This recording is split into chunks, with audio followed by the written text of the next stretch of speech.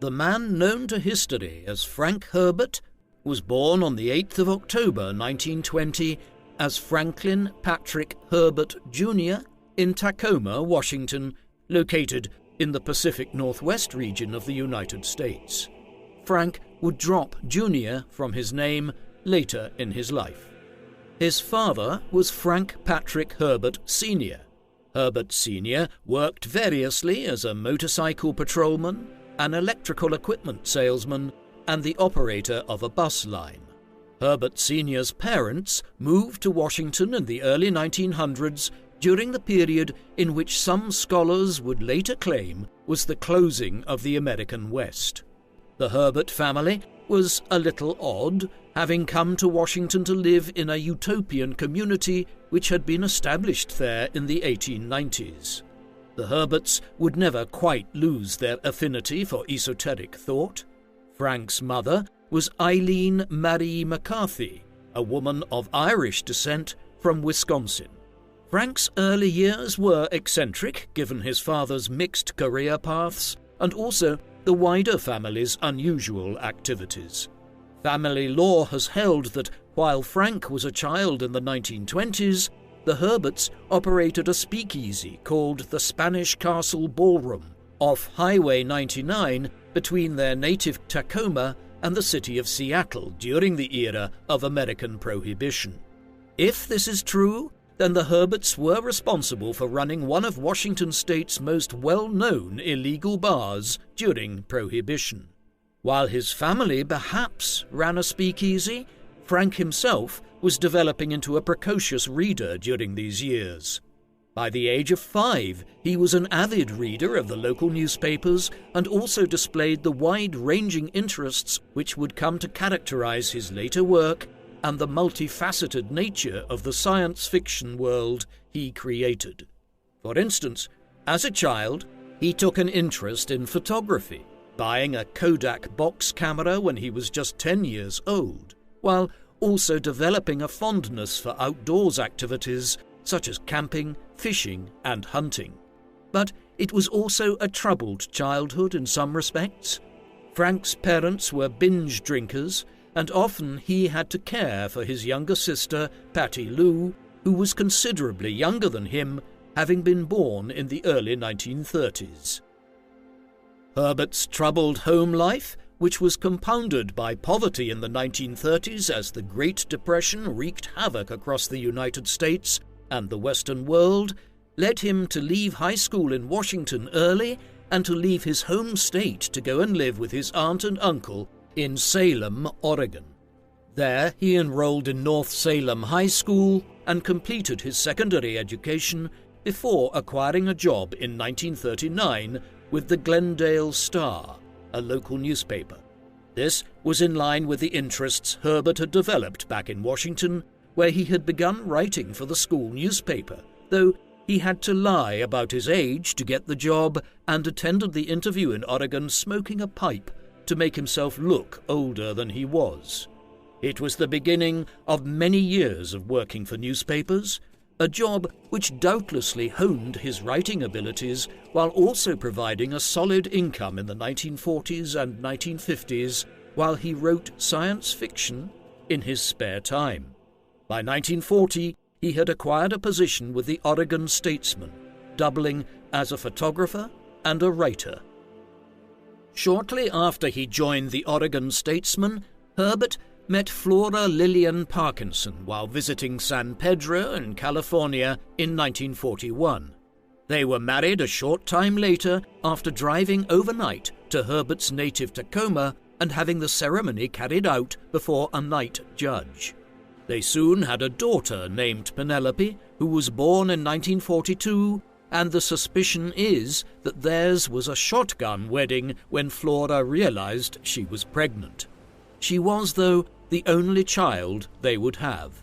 Flora soon vanished with Penelope, and her mother would not tell Herbert where they had gone. Eventually, he petitioned for a divorce and received the same in 1943, with Flora retaining majority custody of their daughter. It may have also been during the early 1940s that Herbert first experimented with drugs, such as cannabis and psilocybin mushrooms. These later influenced his depiction of the concept of prescience, as conferred by consumption of the spice mélange in the world of Dune. Perhaps why Herbert's first marriage broke up as quickly as it did was owing to his absence on military service. In the autumn of 1939, the Second World War had broken out in Europe after Nazi Germany invaded Poland, leading Britain and France to in turn declare war on the Nazis. The United States avoided becoming directly embroiled in the conflict in its early years, but had provided extensive covert aid to Britain in the shape of arms and financing, particularly so after France fell to the Germans in the summer of 1940. Despite domestic resistance to becoming more involved in what many saw as a European war, the US was dragged into the conflict in December 1941 when the Empire of Japan, Germany's Asian ally, attacked the US Pacific Fleet at anchor in Pearl Harbor in the Hawaiian Islands. Outraged and spurred on by Franklin D. Roosevelt's efforts, Americans mobilized across the country to aid the Allies. Initially, Herbert was drafted into the Seabees with the U.S. Navy, where his skills as a photographer were employed at a naval base in Virginia. There, he suffered a head injury after tripping on a tent tie and was given an honorable discharge in 1943. Consequently, he spent the remaining 2 years of the war back in Oregon, where he obtained a new post as a reporter with the Oregon Journal. In the aftermath of the Second World War, Herbert returned to his native Washington and began a course at the University of Washington on creative writing. It was the first major sign that he intended to embark on a career as a fiction writer rather than committing wholly to journalism. He did so on the GI Bill, which allowed veterans of the war from poorer backgrounds to attend universities across the United States and which became a driving force of American post-war prosperity through the 1960s. Herbert, always a precocious individual, had already acquired his first paid publishing contracts by 1946, when a story of his was accepted by Doc Savage magazine. As a result, he decided to quit the University of Washington before he finished his degree and courses. Still, his time there was not wholly unproductive. While there, he had met Beverly Stewart Forbes, who was taking the same class as him. He was smitten, and they began seeing each other, quickly marrying in the summer of 1946. They would go on to have 2 sons, Brian, born in 1947, and Bruce, born in 1951, and remained happily married for nearly 40 years. Brian would eventually become his father's intellectual successor of sorts, acting as custodian of the Dune estate and the fictional world his father created for decades to come.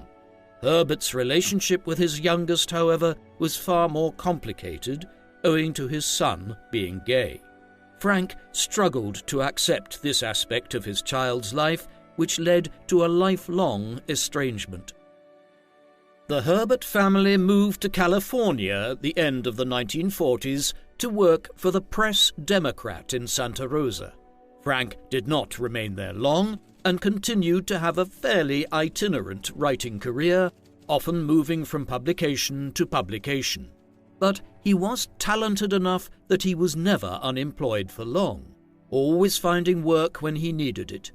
In the early 1950s, he even became a political speechwriter, while a growing list of publications of his own work added to the family income.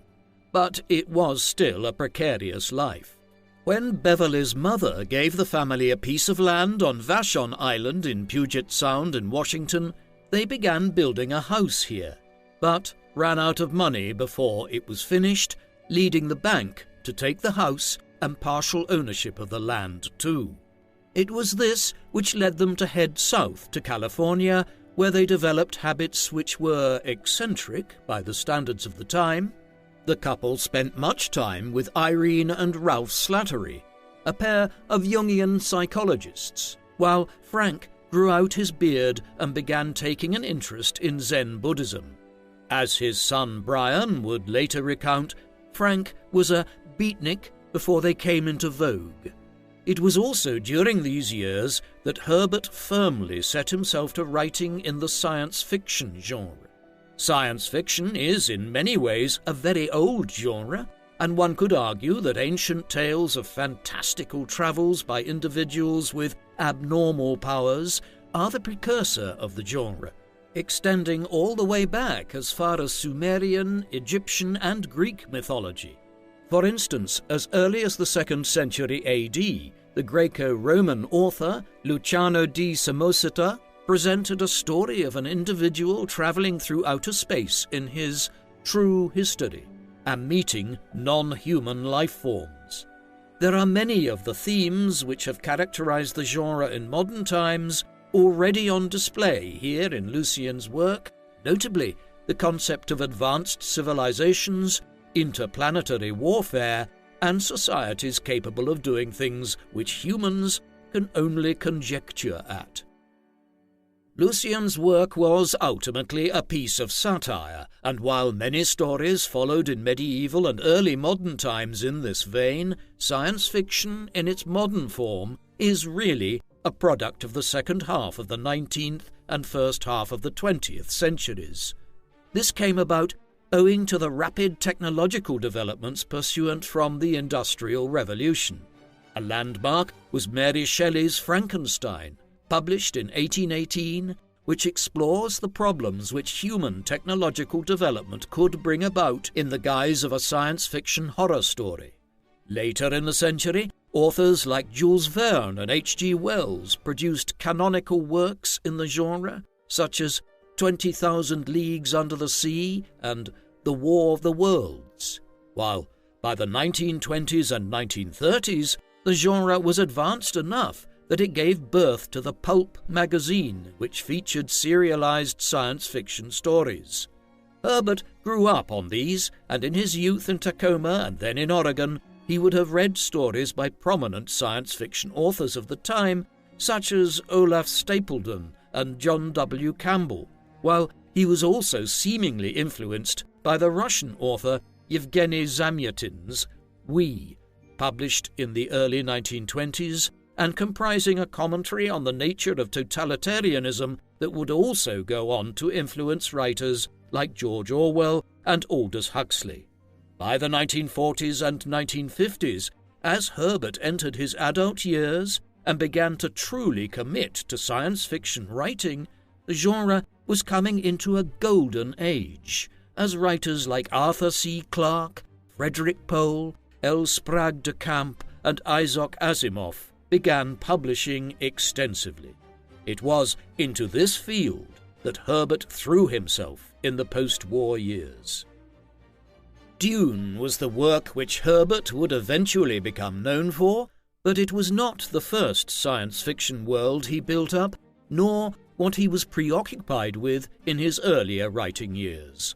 Instead, he primarily started out writing short stories in the second half of the 1940s and developed his skills in the process, finding publishers for some of these works in magazines like Fantastic Universe and Amazing. These early stories explored various science fiction worlds, some being entirely distinct from Earth, and some being based on alternate versions of our own world. An example of the latter, which garnered praise when it was published in the 1950s, was Cease Fire, a story set on Earth in 1972, where a low-level war is being fought against a mysterious alien entity in the far north of the North American continent, in the Arctic regions of Canada and Alaska. Herbert was soon expanding out his vision into novellas and books. For instance, in 1956, he published The Dragon in the Sea, a story focused on a battle for oil between the East and the West, two different powers in conflict with each other undersea. This science fiction world was created in the light of the Cold War between the US-dominated West and an eastern nexus of Communist China and the USSR. Thus, By the second half of the 1950s, Herbert was using science fiction to explore political and societal issues of America in the middle of the 20th century. Herbert began work on the Dune world and books around 1959. He was inspired to do so on the back of his experiences in the mid-1950s with the issue of floating or moving sand dunes on the Oregon coastline, which were causing environmental problems there, engulfing whole houses in some cases. Herbert actually chartered a plane to fly over the dunes in order to get a bird's-eye view of the problem. During these years, Herbert's general interest in and engagement with ecological issues increased considerably. He had also been taking a large amount of psilocybin mushrooms around this time and believed it stimulated his imagination. The result was the manuscript for Dune, the first book in the series produced in the early 1960s, one which his agent sold the first part of to Analog magazine in 1963, resulting in a $2,295 advance to continue writing. Owing to this, Herbert ploughed on with his work, and by the mid-1960s had written drafts of each of the first 3 books in the series: Dune, Dune Messiah, and Children of Dune. He imagined these should be published as a trilogy of novels all together in one book, but he would never be able to find a publisher who would agree to this. One facet of Herbert's first Dune book, which is seldom noted, is that he struggled enormously to get it published. He submitted Dune to 23 different publishers in the 1960s that all rejected it. But eventually he did manage to find a publisher, though a less than auspicious one in some respects. The publishing house which picked up Dune after more than 20 others had passed was Chilton Books, primarily known at the time for publishing manuals on repairing automobiles and other books on a range of engineering topics, and whose marquee publication was a magazine called Iron Age. This is maybe not as irregular a backstory for a successful book series as it first appears.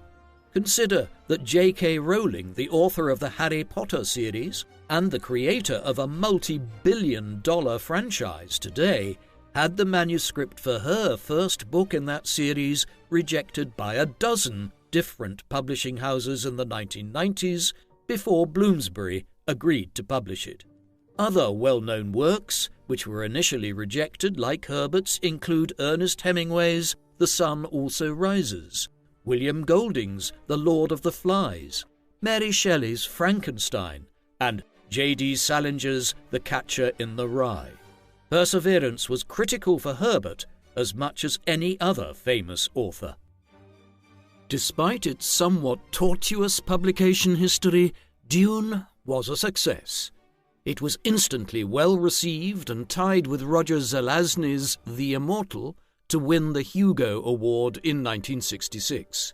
The Hugo Award is the marquee annual award for the best publication the previous year in either the fields of science fiction or fantasy writing. Herbert also became the first individual to win the Hugo and Nebula double, having been awarded the inaugural Nebula Award, an accolade which is also given out to one of the foremost works of science fiction and fantasy published the previous year. In winning both honours in 1966, Herbert set a precedent for esteemed works which would later include Larry Niven's Ringworld in 1971, Arthur C. Clarke's Rendezvous with Rama in 1974, Frederick Pohl's Gateway in 1978, and Neil Gaiman's American Gods in 2003. In each instance, the book in question was published the previous year or the year before that, and was awarded both the Hugo and Nebula after critical evaluations had come in. In the longer term, Dune would go on to become one of the best-selling novels of the 20th century and is believed to be the best-selling work of science fiction ever written. It has, for instance, been translated into over 20 languages and has sold over 20 million copies. placing it on a par with Mark Twain's The Adventures of Tom Sawyer and Huckleberry Finn and George Orwell's Animal Farm. Consequently, Dune is unquestionably one of the foremost works of science fiction and fantasy ever written. Dune is set in an alternate universe where intergalactic travel is made possible by an organization called the Navigation Guild that uses a substance known as the spice melange to enter a state of limited prescience and thus successfully navigate ships through folded space. The universe is vast, though Herbert kept his exposition of the world involved limited in order to allow his readers to use their own imagination as to exactly how enormous it is. The perception conveyed is of thousands or tens of thousands of inhabited planetary systems. Yet these are united under the rule of an emperor, Shaddam IV, who controls the systems using his army of Sardaukar elite soldiers who live only to fight for the imperial government. Herbert would expand on other parts of the world in subsequent books, notably groups such as the Tleilaxu and Ix. However, in the first novel in the series, matters focused largely on two noble houses, those of the Harkonnen and the Atreides. The Harkonnen are a brutal, merciless people who hail from Gidi Prime, an inhospitable fire planet, while the Atreides are a much more honourable group who come from Caladan, a river planet. As the book commences, the Harkonnen are being removed from their position as custodians of Arrakis, the sand planet at the centre of the novels, which is the only source in the universe of the precious spice melange. They are to be replaced by the Atreides on the order of the Emperor, but exactly why the Emperor has chosen to remove the Harkonnen and what political scheming might be afoot is unclear. What is clear is that the Harkonnen and Atreides are two of the most powerful groups in the Empire, but are mortal enemies. The novel, and indeed Herbert's subsequent two Dune novels, Dune Messiah and Children of Dune, have Paul Atreides as the central character. Paul is the son and heir of Duke Leto, head of the House of Atreides. As the narrative begins, Paul is still on Caladan, preparing to depart for Arrakis.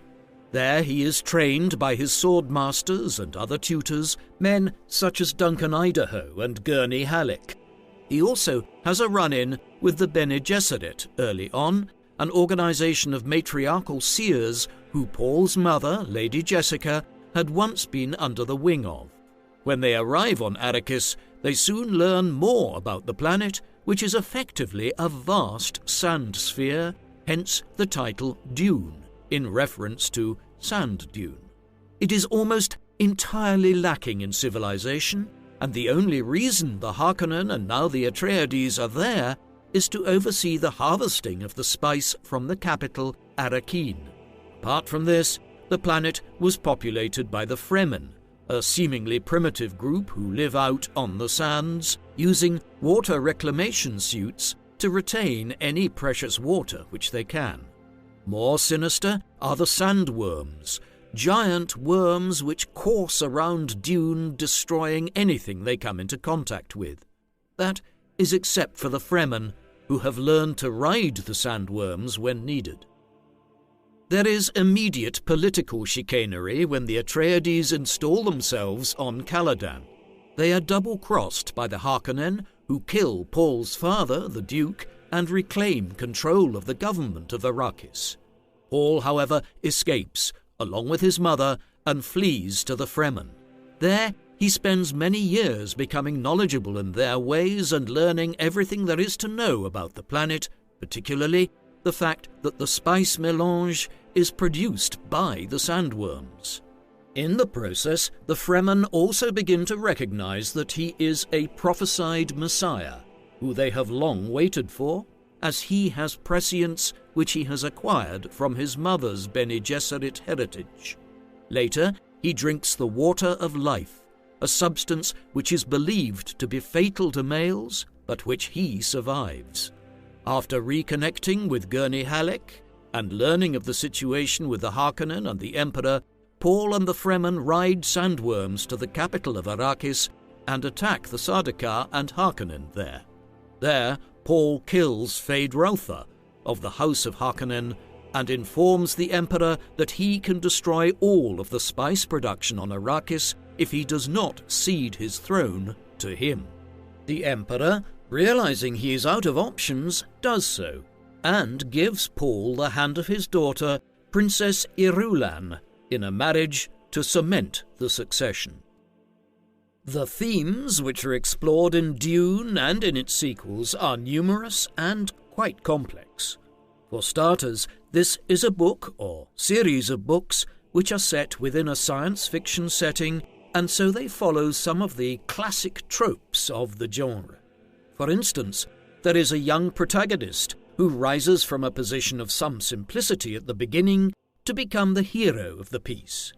There is a father figure who was killed early on, and there are wise, sage figures in the shape of the Bene Gesserit and Paul's mentors, Gurney Halleck and Duncan Idaho, though the degree to which the Bene Gesserit are a malevolent force is left deliberately unclear. Then there are the evil enemies in the shape of the Harkonnen, and Paul has to go through a process of maturation and growth before he can defeat them. This is all in line with a wide range of literature. For instance, the stories of King Arthur and his Knights of the Round Table in medieval times presented stock characters such as these, and they heavily influenced the science fiction genre in the 20th century. Indeed, Herbert did state on occasion that he was substantially influenced by the Arthurian legend.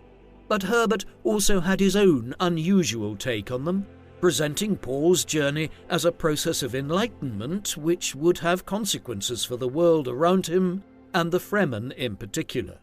As such, Herbert raises moral and philosophical questions through Paul's Odyssey about the nature of fate and destiny and whether or not human beings have free will.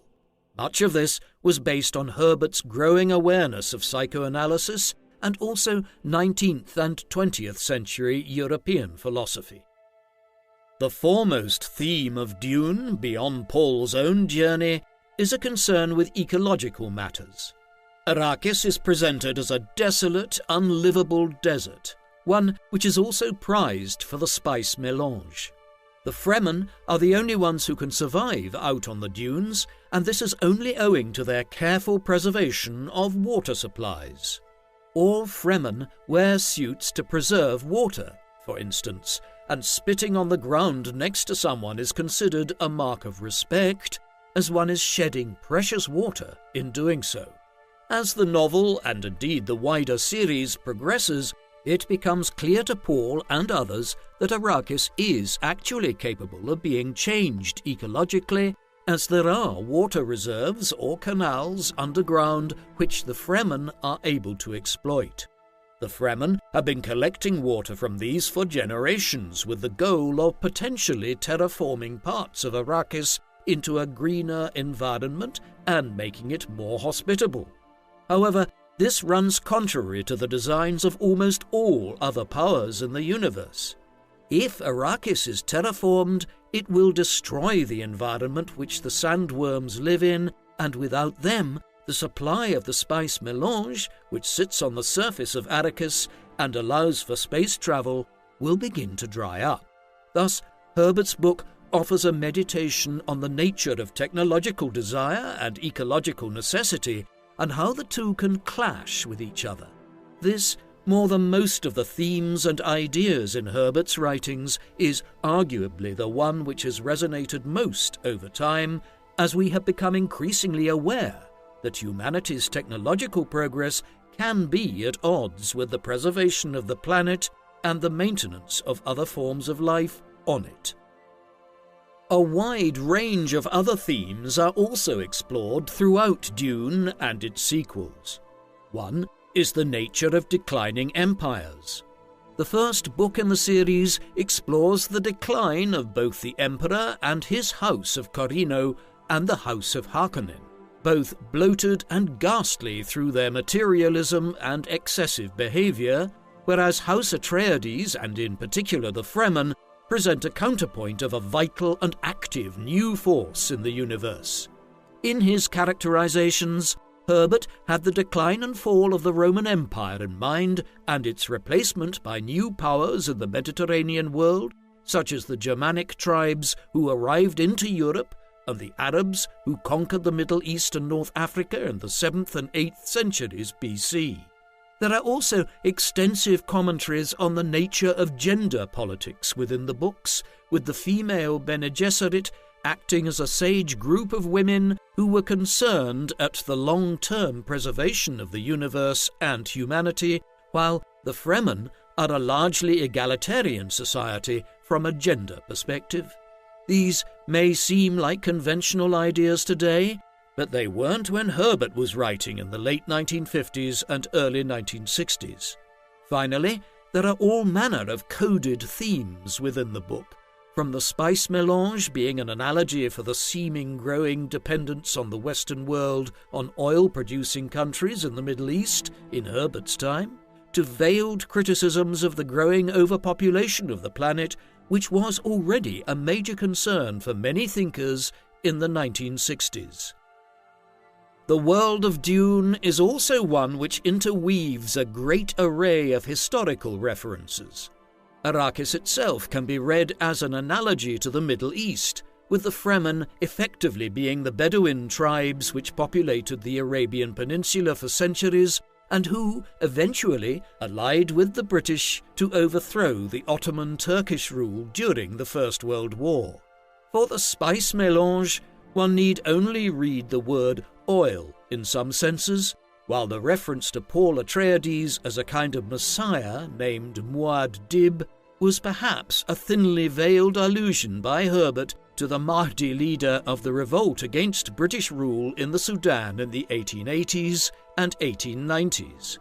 There is even reference to the Fremen engaging in jihad or holy war, but all of this is not to suggest that Herbert was trying to write some parable about Western interference in the Muslim world. He simply borrowed from such contemporary political concerns. Other aspects of the world are taken from elsewhere.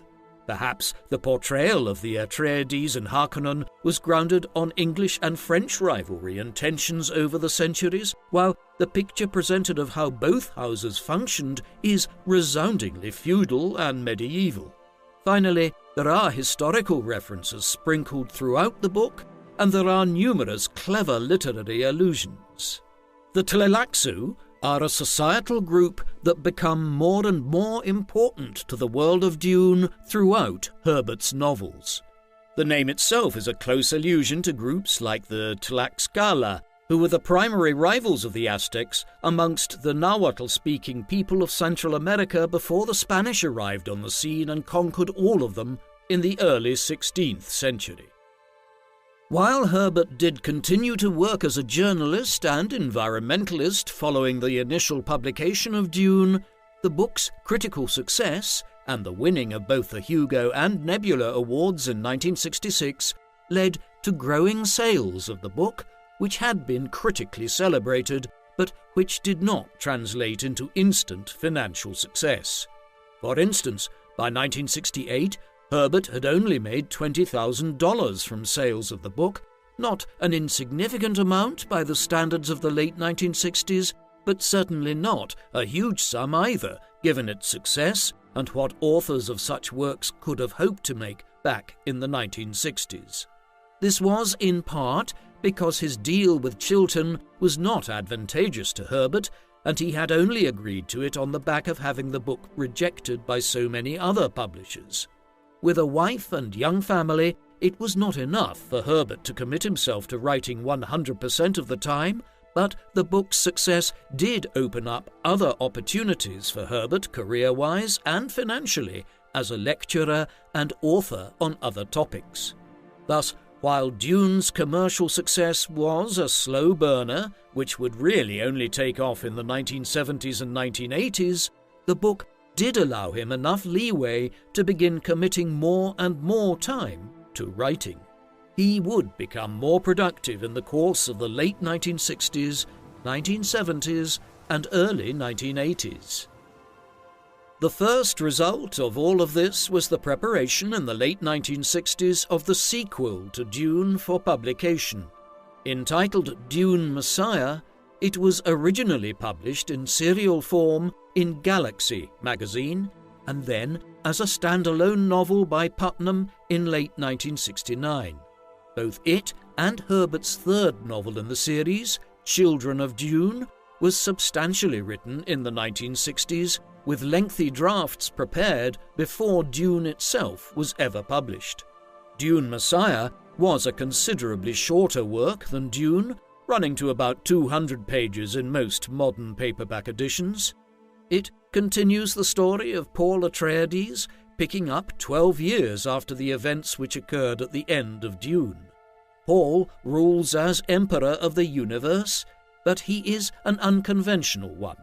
More dramatically, his conquest of Arrakis and the rise of the Fremen has set off a galactic jihad or holy war which has spread to countless planets and star systems and led to the deaths of billions of people. In this, Herbert was influenced by the historic events which had followed the rise of Islam in the Arabian desert under the Prophet Muhammad in the 7th century AD, and the subsequent Arab conquests which had seen the Bedouin people, a clear analogue for the Fremen, spread out across the Middle East and North Africa, eventually conquering a vast region from Spain in the west to Pakistan in the east, and from the Caucasus south into the Sahara Desert. Yet, as bloody as both the Arab conquests and the Fremen jihad were, the idea is meant to be that both will bring a universal peace once the known world or universe is united under the same religious and philosophical maxims. Thus, while Herbert has Paul deeply regret the jihad he has created, he also emphasizes that Paul sees the ultimate goal of it all. Despite this, Paul is a tortured figure in Dune Messiah. He is surrounded with plots by agents such as the Bene Gesserit and the Tleilaxu to assassinate him or remove him from power. Eventually, these culminate in Paul being blinded during the use of a Tleilaxu nuclear weapon. This creates a quandary amongst the Fremen, who are of the view that any Fremen who is blinded must walk out into the desert alone, effectively committing suicide, as, without the ability to see, he or she becomes a burden on the community. Yet, Paul stuns everyone by revealing that the spice melange now allows him to see even without the use of his eyes. Such is the level of his prescience. Nevertheless, as the plots mount and the scheming becomes ever greater, Paul ultimately decides to abdicate in favor of his twin children, Leto and Hanima. He then walks out into the desert, seemingly to meet his death at the end of the novel. Dune Messiah was ultimately a more meditative book with less action than the original Dune. In it, Herbert was keen to emphasize more the philosophical elements of the world he had created and to explore a number of moral themes through Paul's ethical and psychological turmoil. Who was the man who was developing this sandy world with its complex technology and serious moral and philosophical questions? Herbert was something of an enigma. On the one hand, he was an early version of the West Coast libertine, an individual who grew his beard out before it became fashionable, who experimented with marijuana and psilocybin when many people across America barely knew what these things were, and who was vastly concerned with ecological and environmental matters. As he grew older, he also became interested in issues surrounding sustainable archaeology and how home building could integrate elements of the natural environment. He was surprisingly progressive in all these pursuits, elements of his personality which were driven by his boundless curiosity, a trait which also led to his interests in things like photography, gardening, horticulture, and eventually the technology of computers. But there was another side to Herbert which was decidedly less appealing to modern audiences. He was an authoritarian father, one who used corporal punishment on his sons. This was perhaps not uncommon by the standards of the 1950s and 1960s, but his use of a US Navy lie detector test to question them when he believed they were deceiving was decidedly more unusual. He was also known to lock the children out of their home when Beverly wasn't there so that he could concentrate on his writing. But the most difficult element of his family life was unquestionably his relationship with his younger son Bruce, who was gay and who clashed repeatedly with Frank about this. He did not disown him, but in the end Bruce largely sundered contact with Frank as he became frustrated with his father's incessant claims that Bruce had chosen his sexual orientation and needed to return to heterosexuality. It placed a strain on the Herberts' family life over decades, though Brian, the older son, later stated that he had forgiven his father and come to admire him. Herbert's politics have been a matter of considerable speculation, although this is itself somewhat peculiar because they seem relatively straightforward and opaque. He was unquestionably a conservative and a firm defender of American values during the hottest period of the Cold War in the 1950s and 1960s. Indeed, one could in many ways read the House of Atreides in the world of Dune as being analogous to the United States and the Harkonnen being an analogue for the Soviet Union. But Herbert's values in this respect went beyond the commonplace support for the United States. Herbert was a fairly fervent supporter of Senator Joseph McCarthy and the communist witch hunts which took place during the Red Scare of the 1950s. McCarthy was a distant relative who Herbert affectionately referred to as Cousin Joe. Moreover, Herbert earned part of his living in the 1950s by acting as a speechwriter for Guy Cordon, a district attorney for South Oregon, who subsequently served as one of the senators for the state between 1944 and 1955. Cordon has been deemed the last conservative senator to serve in the state. More broadly, Herbert became a growing believer in the idea of a slimmed-down, small federal government which did not overtly interfere in the lives of citizens and which, if Herbert's troubled tax affairs over many years is anything to judge by, did not impose high taxes on people.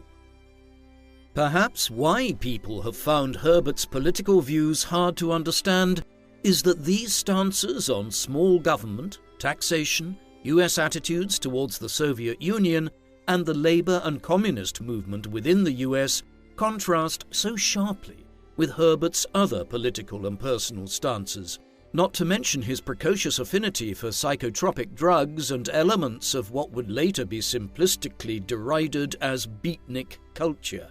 While his views on small government, taxation and foreign policy would fit quite smoothly with the Republican Party throughout much of its modern history, Herbert's environmentalism and ecological stances certainly do not correspond with many in the modern American conservative movement, particularly compared to the modern progressive movement. Because of this, there are seemingly many clear contradictions in Herbert's political views. But it is worth remembering that the Republican Party, which he supported in the 1950s, was a very different party to that which Ronald Reagan reshaped in the 1980s, and certainly that of the early 21st century. Herbert was ultimately closer to the Republican Party of figures like Ulysses S. Grant, who began the process of ecological preservation in the 19th century through the formation of Yellowstone National Park. If we were to define Herbert's political stances in modern terms, he probably could be viewed most accurately as a libertarian rather than an adherent to any of the two major parties in the United States. Despite the success of Dune and then Dune Messiah, Herbert continued to work in other fields into the 1970s. Although he finally quit his job as a journalist in 1971 and would never return to newspapers thereafter, he replaced this activity with work elsewhere, teaching a course, for example, on creative writing and science fiction at the University of Washington, which he called Utopia Dystopia. He also continued his interest in a wide range of ecological projects. For instance, he and Beverly purchased a property in Port Townsend in Washington state, which they named Xanadu.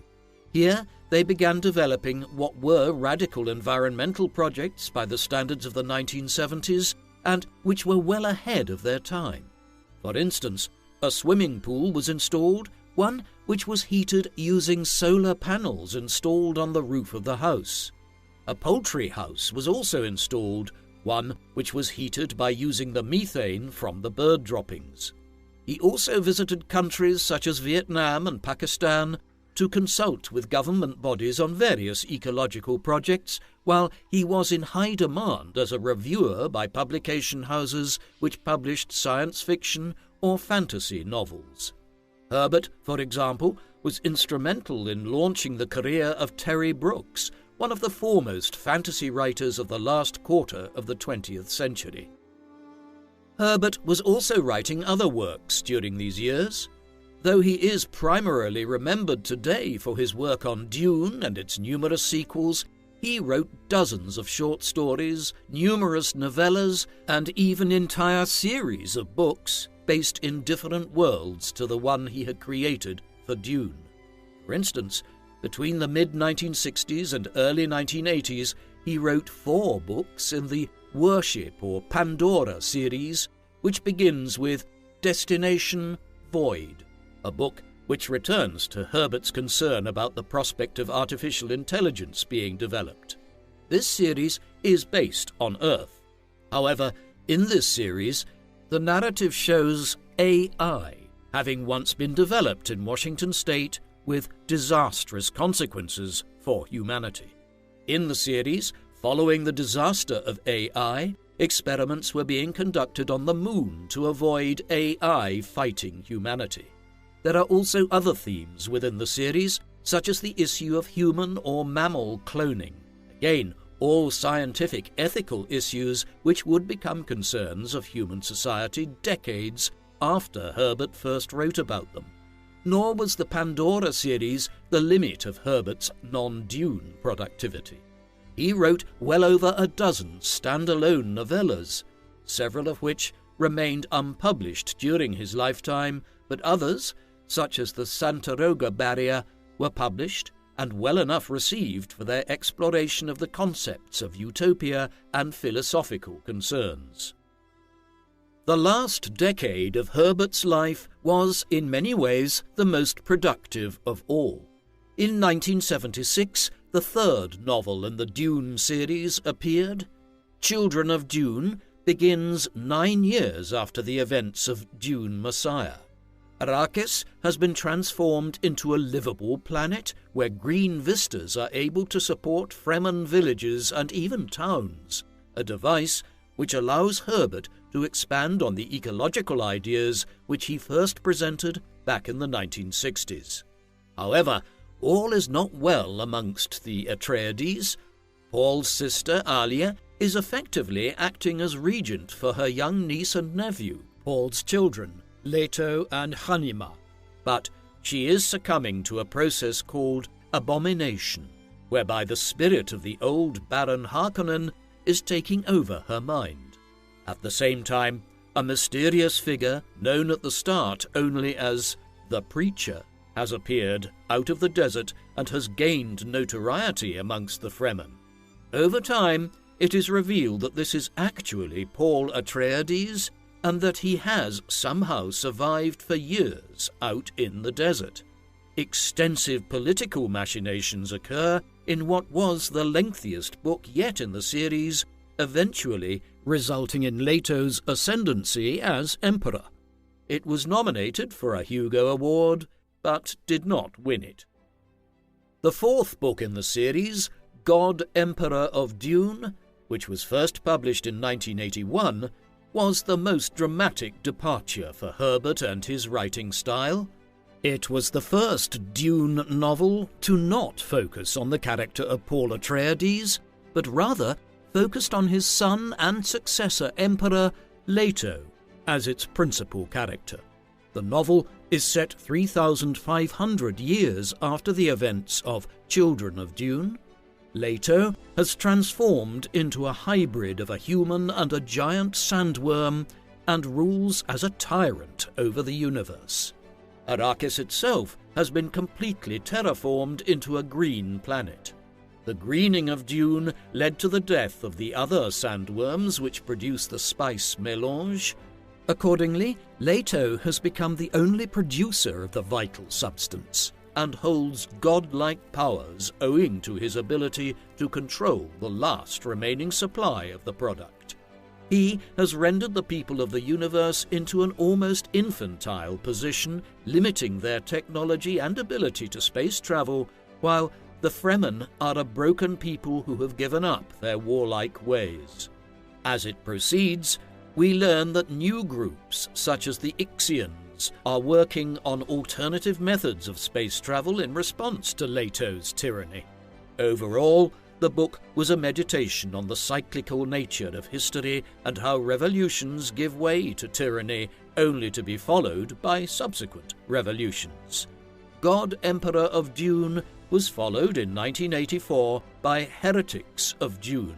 This is set a millennium and a half after the events of the previous novel, a time in which humanity has scattered to the furthest reaches of the universe. It focuses primarily on the Bene Gesserit and their efforts to perceive the Golden Path, a plan devised by the long-deceased Emperor Leto to save humanity from destruction. This plan was created in the wake of the return of some human groups from the scattered universe towards the older systems bent on conquest. As things evolve, the Bene Gesserit determined to destroy Arrakis, renamed Arrakis since it was terraformed, and to bring a sandworm to their planet Chapter House, where they will transform it into a sand trout and terraform the planet to become like Arrakis was in the days of Paul Atreides.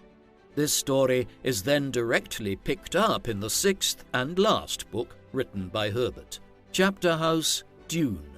However, the grand story arc would ultimately be left incomplete due to Herbert's death.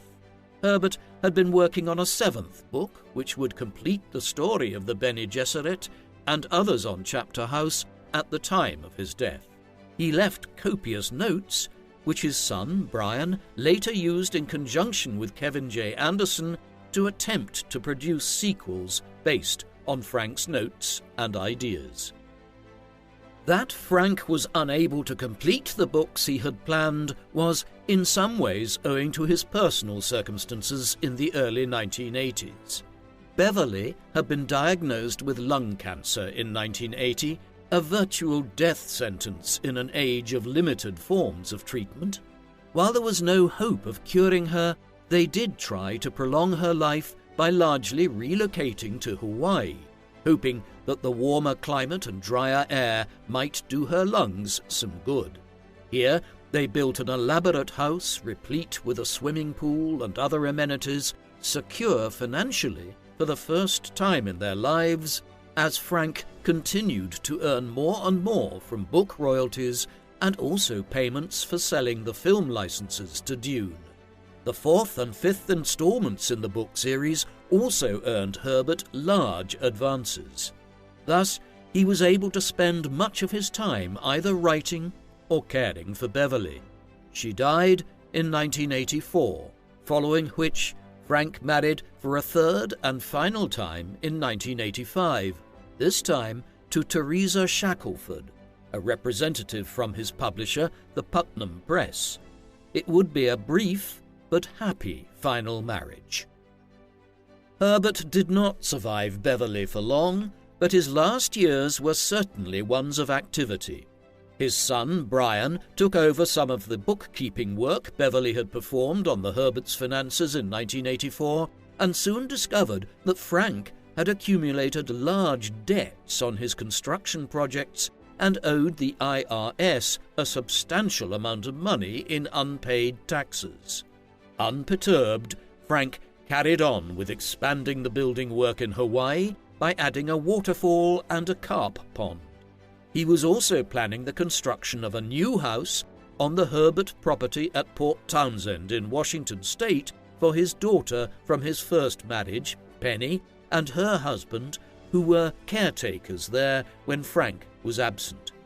More ambitiously, he was planning a trek to Nepal in his mid-60s with a friend, Jim Whittaker, during which they also planned to cross into Tibet so that Herbert could become the oldest man to reach the summit of Mount Everest, a feat Whittaker had managed already himself years earlier.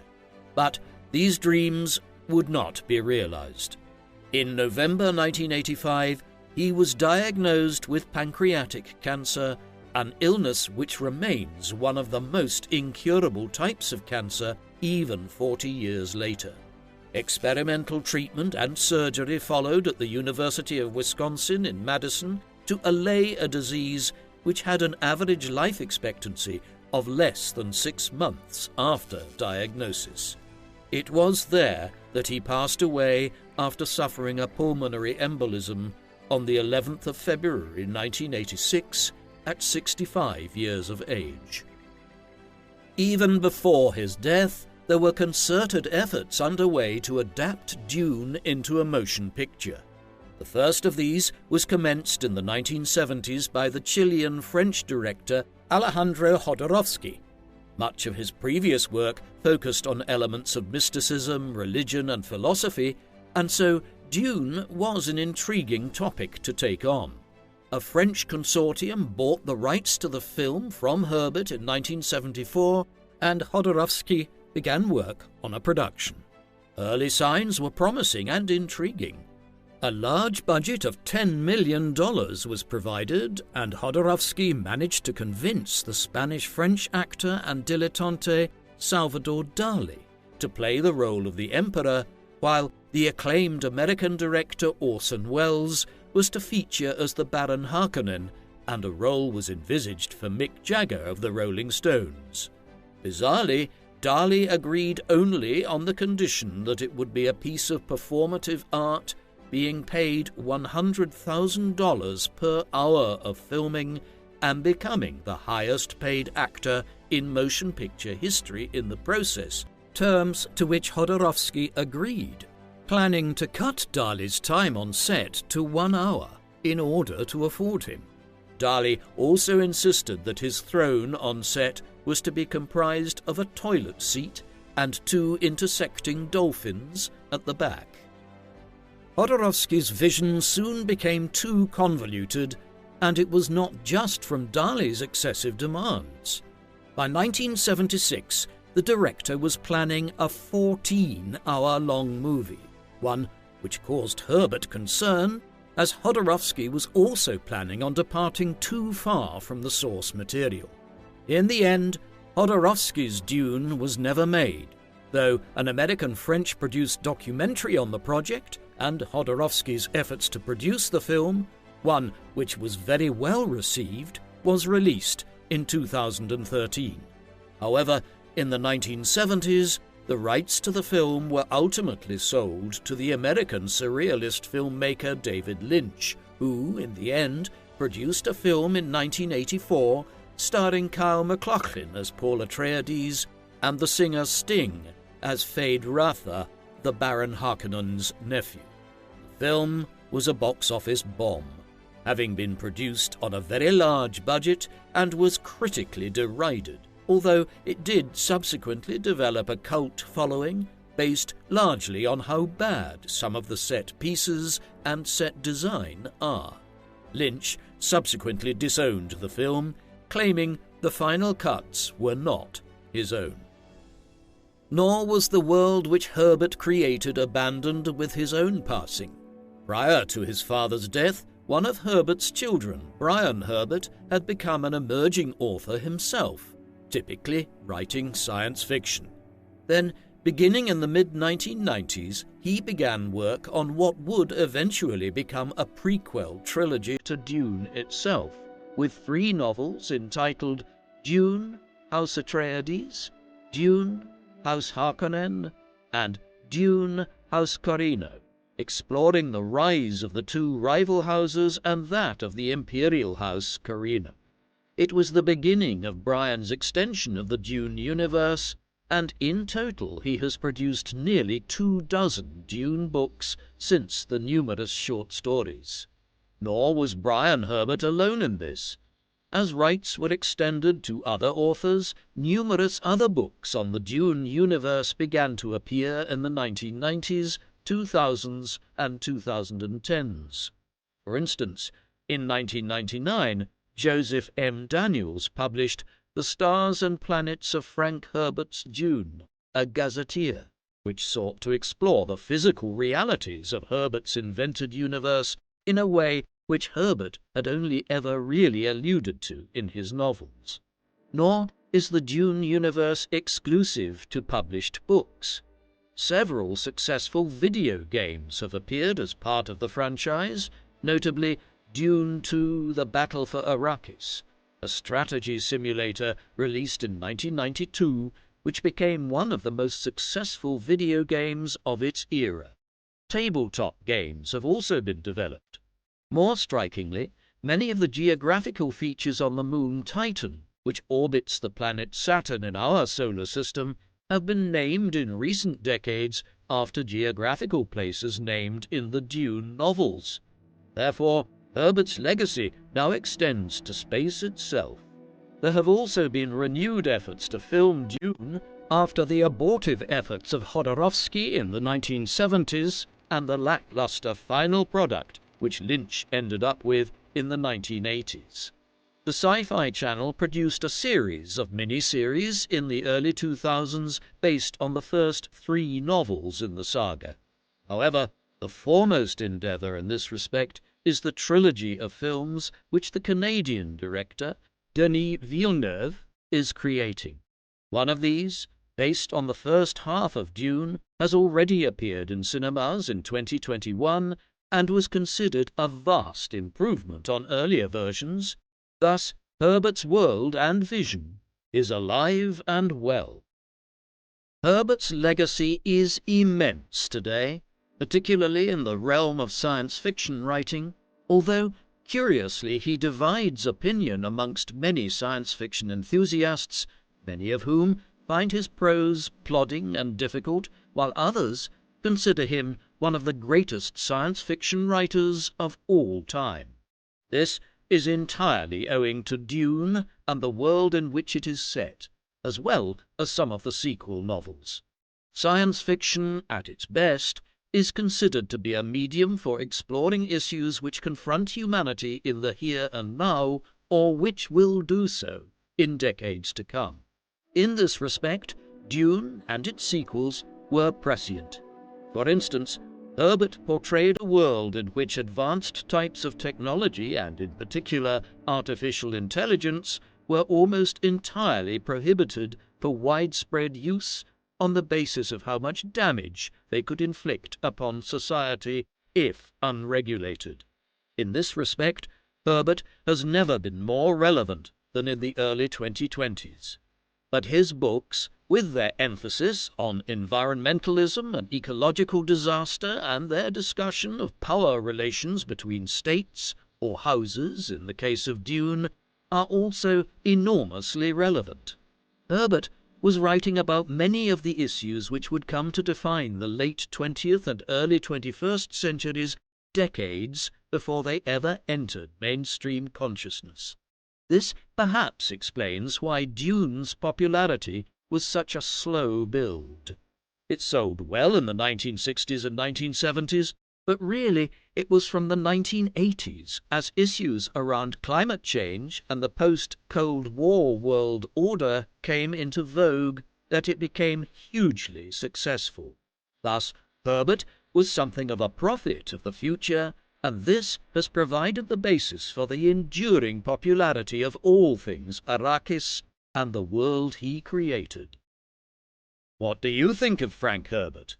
Was he the greatest science fiction writer of all time, and were his ecological ideas as presented in Dune prescient of the problems which humanity faces in the 21st century? Please, let us know in the comments section, and in the meantime, Thank you very much for watching.